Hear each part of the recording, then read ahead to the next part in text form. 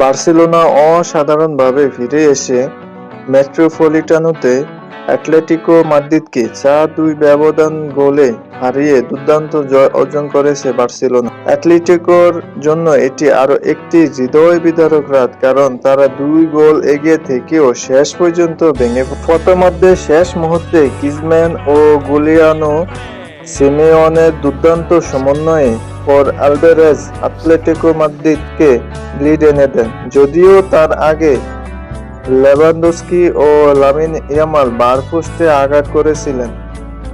দ্বিতীয়ার্ধে আরও উত্তেজনাপূর্ণ হয়ে ওঠে ম্যাচ, যেখানে লামিন ইয়ামাল একটি সহজ সুযোগ হাতছাড়া করেন।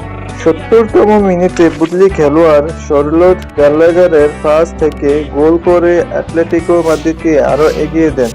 তবে বার্সেলোনা হার ছাড়েনি। মাত্র ২ মিনিট পর ইনিয়াগো মার্টিনেজের লম্বা বল থেকে লেভানডস্কি গোল করে ব্যবধান কমান। এরপর ৭৮তম মিনিটে ফেরান তোরেস রাফিনিহার ক্রস থেকে হেড করে গোল করে বার্সাকে সমতায় ফিরান।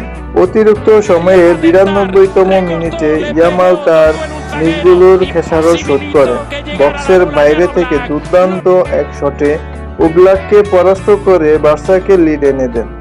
ম্যাচের শেষ মুহূর্তে ফেরান তোরেস তার দ্বিতীয় গোল করে বার্সেলোনাকে ৪-২ ব্যবধানে এগিয়ে নিয়ে যান এবং দলকে শীর্ষ তুলতে সাহায্য করে। এই জয়ে বার্সেলোনা লা লিগা পয়েন্ট টেবিলে রিয়াল মাদ্রিদকে টপকে নাম্বার 1-এ এখন বার্সেলোনা। প্রিয় দর্শক, বার্সেলোনা এবং অ্যাটলেটিকো মাদ্রিদের খেলা আপনি কেমন উপভোগ করেছেন অবশ্যই কমেন্টে জানাবেন। আর আমার ভিডিও শেষ পর্যন্ত থাকার জন্য ধন্যবাদ।